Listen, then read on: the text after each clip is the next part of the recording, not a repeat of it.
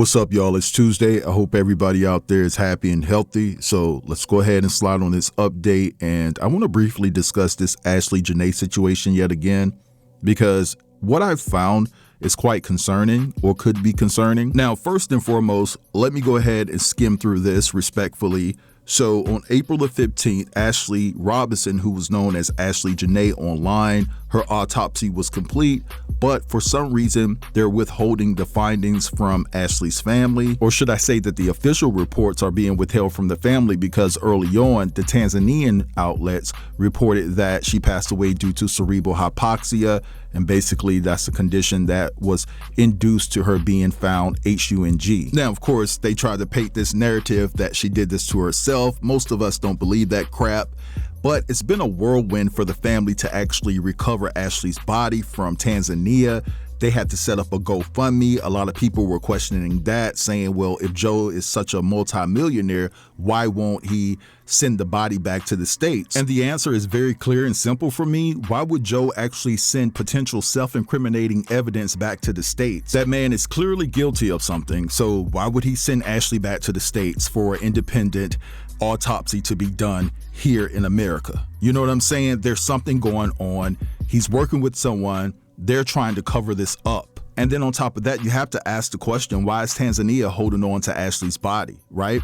If Ashley's family has the funds to get the body over here, why won't they release it? Because Ashley's family has received a plethora of donations, right? Not only from the GoFundMe that they set up, but they received some donations privately, right? So they have the money to fly Ashley back to the States. Now, while a lot of people are thinking that the Tanzanian officials are doing their due diligence to really uncover what happened to Ashley, maybe it's true, but I don't think so.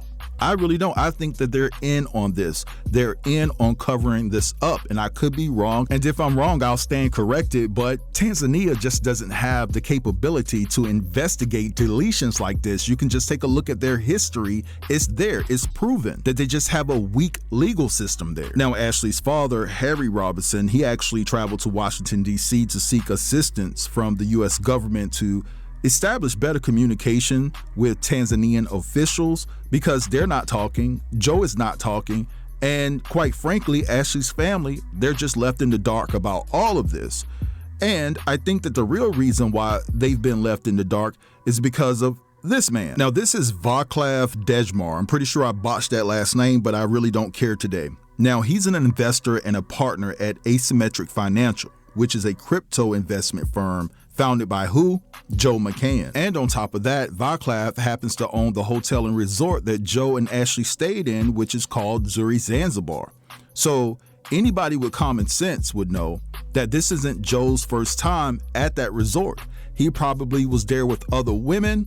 It's no telling who he knows there, right? He has some pull in that area. Then on top of that, Vaclav has a modeling agency. He has his hands into film. He has his hands into cars and things of that nature.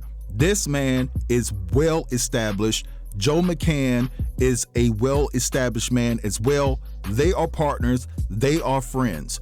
And so it's just crazy that this happened at the hotel that you're absolutely in cahoots with, because you're friends with the damn owner, and he's an investor into your crypto agency. And for me, Tanzania is saying, well, we're holding Joe McCann. He can't go anywhere. We have his passport. Joe is living in luxury.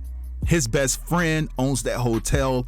I'm not even sure if Joe is still in Tanzania at this point, and they're just saying that. I'm just keeping it real, right? Could be wrong, could have to eat this later, but right now, this is what I'm standing on.